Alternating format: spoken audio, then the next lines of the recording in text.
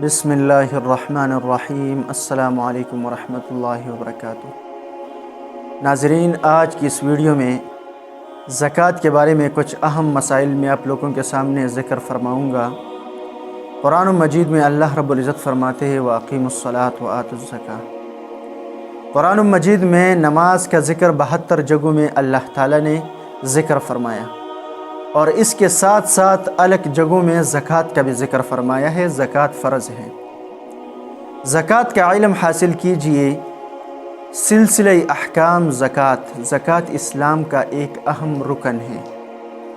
زکوٰۃ اسلام کے ارکان اور فرائضوں میں سے ایک اہم ترین رکن ہے اور فرض ہے۔ قرآن و سنت میں اس کی بڑی تائید اور اس کے بہت سے فضائل اور فوائد موجود ہے۔ اسی طرح زکوٰۃ ادا نہ کرنے سے متعلق شدید وعیدیں بھی موجود ہیں۔ ان تمام آیات اور احادیثوں سے زکوٰۃ کا حکم کی اہمیت اور تائید بخوبی معلوم ہو جاتی ہے۔ زکوٰۃ سے متعلق علم حاصل کرنا فرض ہے، جو کہ زکوٰۃ اسلام کے فرائضوں میں سے ہے، اس لیے اسی سے متعلق علم حاصل کرنا بھی فرض ہے، کیونکہ اس کے بغیر نہ تو زکوٰۃ فرض ہونے کا علم ہو سکتا ہے اور نہ ہی زکوٰۃ کی ادائیگی ٹھیک طرح کی ہو سکتی ہے۔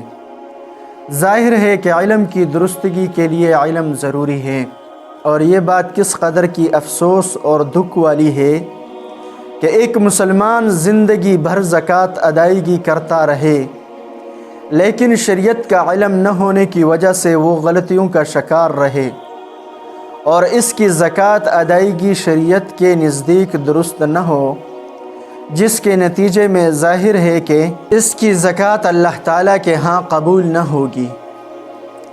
اس لیے ہر مسلمان کا ذمہ داری ہے کہ وہ زکوٰۃ سے متعلق بنیادی اور ضروری علم حاصل کر لے، تاکہ اللہ تعالیٰ کا یہ حکم حسن خوبی کے ساتھ بچا لیا جا سکے۔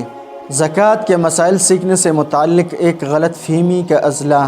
بعض لوگ یہ سمجھتے ہیں کہ جب ہم مالدار ہی نہیں ہیں تو ہم زکوٰۃ کا علم کیوں حاصل کریں، حالانکہ یہ غلط فہمی ہے، کیونکہ جس طرح مالدار حضرات کے لیے زکوٰۃ سے متعلق علم حاصل کرنا ضروری ہے، اسی طرح ان حضراتوں کے لیے بھی زکوٰۃ کا علم حاصل کرنا ضروری ہے جو مالدار نہیں ہے۔ اس کے متعدد وجوہات ہیں۔ پہلی وجہ یہ ہے کہ زکوٰۃ کا علم حاصل کرنے کے بعد ہی انہیں معلوم ہوگا کہ ہمارے پاس جو مال فی الحال موجود ہے اس پر زکوٰۃ فرض ہے بھی یا نہیں۔ اس لیے جب کبھی ایسے حضراتوں کے پاس مال آئے گا تو انہیں پہلے سے علم ہوگا کہ ہم پر زکوٰۃ فرض ہو گئی ہے یا نہیں۔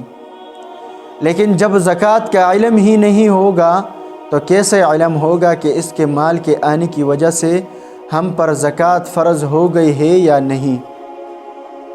تیسری وجہ یہ ہے کہ زکوٰۃ لینے والا حضراتوں کے پاس بھی اتنا علم ہونا ضروری ہے کہ جس سے یہ معلوم ہو کہ ان کے لیے زکوٰۃ لینا جائز ہے یا نہیں، کیونکہ بہت سے لوگ زکوٰۃ لیتے ہیں لیکن دین سے لا علمی کی وجہ سے ان کو یہ علم نہیں ہوتا کہ ان کے لیے زکوٰۃ لینا جائز ہے یا نہیں۔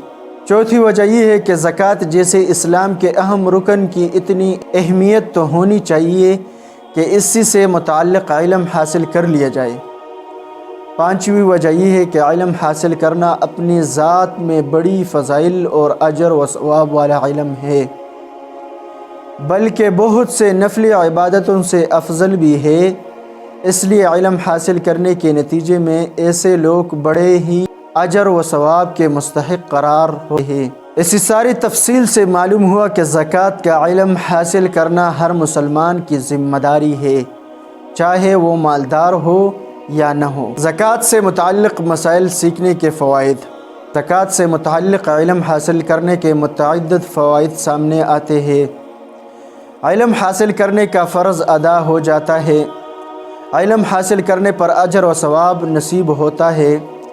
زکوٰۃ سے متعلق بہت سے غلط فہمیاں اور غلطیاں دور ہو جاتی ہیں۔ زکوٰۃ کا یہ فریضہ حسن خوبی کے ساتھ ادا کیا جا سکتا ہے۔ یہ بات معلوم ہو جاتی ہے کہ زکوٰۃ ادائیگی میں شریعت نے کس قدر آسانیاں اور سہولتیں رکھی ہے کہ جن سے ہم لا علمی کی وجہ سے بے خبر رہتے ہیں۔ زکوٰۃ کی ادائیگی کی درست ہونے پر اطمینان نصیب ہو جاتا ہے۔ اللہ تعالیٰ کی بارگاہ میں زکوٰۃ کی قبولیت کی امید بڑھ جاتی ہے۔ دوسروں کی صحیح رہنمائی بھی کی جا سکتی ہے اور اس کا اجر اور ثواب بھی حاصل کیا جا سکتا ہے۔ سب سے بڑھ کر یہ کہ اللہ تعالیٰ کی رضا نصیب ہو جاتی ہے۔ زکوٰۃ سے متعلق عمومی غلط فہمیاں ماقبل کی تفصیل سے یہ بات واضح ہو جاتی ہے کہ زکوٰۃ سے متعلق علم حاصل کرنا کس قدر ضروری اور اہم ہے، لیکن دیکھنے میں یہ آتا ہے کہ دینی تعلیماتوں سے غفلت کے نتیجے میں بہت سے مسلمان زکوٰۃ جیسے عظیم حکم کے معاملے میں بھی بہت بڑی غلطیاں اور غلط فہمیوں میں مبتلا رہتے ہیں۔ واضح رہے کہ یہ غلطیاں زکوٰۃ کے اموالوں سے زکوٰۃ فرض ہونے کی وجہ سے متعلق بھی، زکوٰۃ کی ادائیگی سے متعلق بھی اور زکوٰۃ کے دے کر احکاموں سے متعلق بھی۔ بہت سے لوگ زکوٰۃ واجب ہونے کی بنیادی احکاموں سے بھی واقف حاصل نہیں کرتے اور نہ ہی فکر مند کا مظاہرہ کرتے ہیں۔ بہت سے لوگوں کو زکوٰۃ کے نصاب ہی کا علم نہیں ہوتا کہ زکوٰۃ کے اموال کون کون سے ہیں اور یہ کتنے مقدار میں ہو تو ان پر زکوٰۃ فرض ہوتی ہے۔ اس سے منسلک یہ بات بھی سمجھے کہ بہت سے لوگوں کے اموال زکوٰۃ سے متعلق بھی متعدد غلطیوں کا شکار ہے، جیسے کہ بعض خواتین استعمال زیوراتوں پر زکوٰۃ فرض نہیں سمجھتے۔ اسی طرح بہت سے لوگ یہ سمجھتے ہیں کہ رقم پر زکوٰۃ فرض ہونے کے لیے اس کا ضرورت سے زیادہ ہونا ضروری ہے، حالانکہ ایسا نہیں ہے، بلکہ رقم بھر صورت قابل زکوٰۃ مال ہے۔ بہت سے لوگ صرف چند چیزوں پر زکوٰۃ کا حکم لاگو کرتے ہیں اور مطمئن ہو جاتے ہیں کہ گویا ان کے علاوہ دیگر اموالوں پر زکوٰۃ فرض ہی نہیں ہے، حالانکہ اس میں کافی تفصیلات ہے۔ بہت سے لوگ اپنے مال کا حساب بھی نہیں لگاتے تاکہ انہیں معلوم ہو کہ ان پر زکوٰۃ فرض ہو چکی ہے یا نہیں، بلکہ بعض دیندار تو اسے عیب اور دنیادار سمجھتے ہیں، حالانکہ زکوٰۃ کا حکم کی تعمیل کے لیے اپنے مال کا حساب لگانا دینداری اور فکر آخرت کی علامت ہے، اس لیے حساب لگاتے رہنا چاہیے۔ بہت سے لوگوں کو یہ بھی معلوم نہیں ہوتا کہ زکوٰۃ کے تعلق ہر ایک ذاتی ملکیت سے ہوتا ہے، اس لیے وہ زکوٰۃ کا حساب لگاتے وقت میاں بیوی، والدین، اولاد اور اسی طرح بھائیوں کی مال کو ملا کر زکوٰۃ کا نصاب پورا کرتا ہے، حالانکہ یہ درست نہیں ہے، بلکہ ہر ایک اپنی اپنی ملکیت کا اعتبار ہے۔ بہت سے لوگ زکوٰۃ دیتے ہی نہیں ہیں، جن میں سے بعض ایسے ہوتے ہیں جو اس کو تاوان سمجھتے ہیں، معاذ اللہ۔ بہت سے لوگوں کو یہ بھی معلوم نہیں ہوتا کہ زکوٰۃ کے مسئلے میں نصاب پر سال گزرنے کی کیا حقیقت اور کیا اہمیت ہے۔ بہت سے لوگوں نے زکوٰۃ کے ماہ رمضان کے ساتھ خاص کیا ہوا ہے، حالانکہ ہاں اس کا تعلق تو سال گزرنے کے ساتھ ہے۔ بعض گھرانوں میں گھر کے سربراہی کی اپنی زکوٰۃ پورے گھر کے لیے کافی سمجھے جاتے ہیں، حالانکہ یہ درست نہیں، بلکہ جو افرادوں صاحب نصاب والا ہے ان پر زکوٰۃ فرض ہوتی ہے۔ بہت سے لوگ زکوٰۃ تو دیتے ہیں لیکن کتنے زکوٰۃ دینے ہیں اس کا علم حاصل نہیں کرتے۔ بہت سے لوگ زکوٰۃ تو دیتے ہیں لیکن اس کی تحقیق نہیں کرتے کہ کس کو زکوٰۃ دینا جائز ہے اور کس کو دینا ناجائز ہے۔ اسی طرح بہت سے لوگ غیر متعدد رفاہی اداروں کو بھی زکوٰۃ دیتے ہیں جو کہ زکوٰۃ کو صحیح مصروف میں خرچ نہیں کرتے۔ بہت سے لوگ یہ سمجھتے ہیں کہ جس پر زکوٰۃ فرض نہیں ہوتی اس کے لیے زکوٰۃ لینا جائز ہے، حالانکہ ایسا نہیں، بلکہ اس میں تفصیل ہے۔ بعض لوگوں کو زکوٰۃ ادائیگی میں نام و نمود کا جذبہ رکھتے ہیں۔ اسی طرح بعض لوگ زکوٰۃ دیتے وقت دوسروں کی عزت نفس کا خیال نہیں رکھتے، بلکہ بعض تو احسان بھی جتلاتے ہیں۔ یہ سب قابل اصلاحی باتیں ہیں۔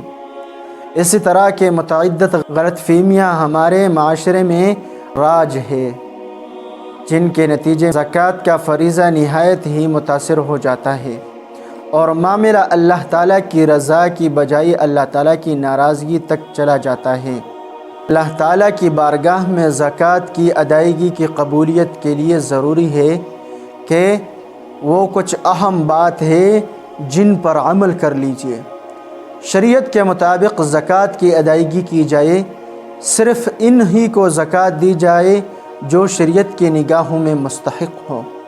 دلی رضامندی اور خوشی خوشی زکوٰۃ کی ادائیگی کی جائے، اخلاص کے ساتھ صرف اللہ تعالیٰ کی رضا کے لیے زکوٰۃ کی ادائیگی کی جائے اور ہر قسم کے نام و نمود کو جذبے سے اجتناب کیا جائے۔ زکوٰۃ دیتے ہوئے دوسروں کی عزت نفس مجروح نہ کیے جائے۔ ان مذکورہ باتوں کی رعایت کرنے سے زکوٰۃ اللہ تعالیٰ کی بارگاہ میں قبول ہو سکتی ہے انشاءاللہ تعالی۔ امید کرتا ہوں ناظرین آج کی اس ویڈیو سے آپ لوگوں کو بہت معلومات حاصل ہو چکی ہوگی۔ امید کرتا ہوں ناظرین یہ ویڈیو آپ لوگوں کو پسند آئی ہوگی۔ اپنے دوستوں کے ساتھ شیئر کرنا نہ بھولیں۔ ملتے ہیں کسی اور ویڈیو میں، تب تک کے لیے اللہ حافظ۔